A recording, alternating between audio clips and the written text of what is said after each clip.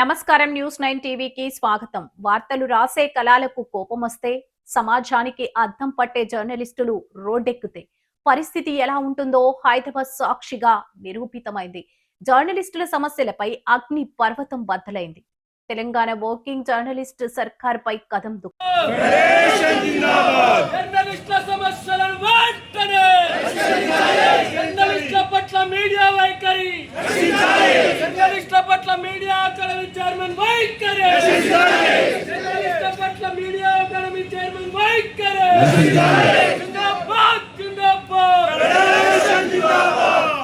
Dear friends, ఇది accreditation కార్డులని మేము ఎవరిని మాకు సహాయం మిగతా వాళ్ళు ప్రభుత్వ ఉద్యోగులు ఏ విధంగానైతే నెలకు శాలరీ కోసం వాళ్ళ అకౌంట్ లో పడతాయో మేము దాని గురించి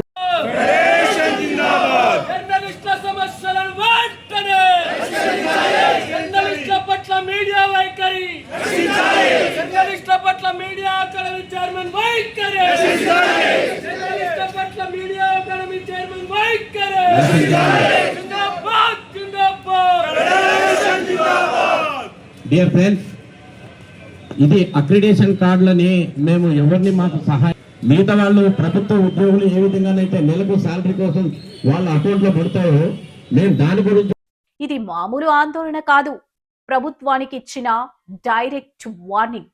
ఇప్పటికే జిల్లాలో కలెక్టర్లకు వినతి పత్రాలు ఇచ్చారు. కలెక్టరేట్ల ముందు గొంతెత్తారు. అయినా సరే ప్రభుత్వం నుంచి ఉలుకు లేదు, పలుకు లేదు. దీంతో ఆగ్రహించిన టీడబ్ల్యూజేఎఫ్ ఆందోళనకు మరింత ఉధృతం చేసింది. ఏకంగా హైదరాబాద్ లోని సమాచార పౌర సంబంధాల శాఖ INPR ప్రధాన కార్యాలయాన్ని ముట్టడించింది. హెడ్ క్వార్టర్స్ ఎదుటే మహా ధర్నాకు దిగి ప్రభుత్వానికి అల్టిమేటం జారీ చేసింది.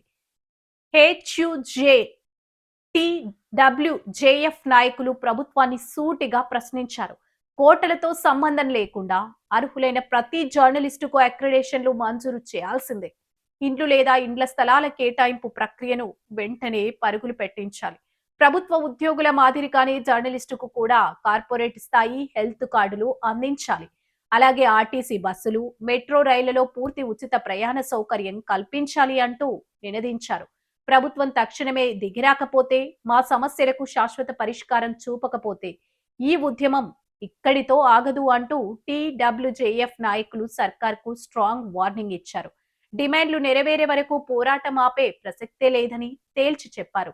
మరి ఈ రోడ్డెక్కిన ఈ కళాల గర్జనకు ప్రభుత్వం దిగివస్తుందా, లేక ఆందోళన మరింత ఉధృతం అవుతుందా? Watch the story. మరిన్ని తాజా వార్తల కోసం చూస్తూనే ఉండండి న్యూస్ 9 టీవీ.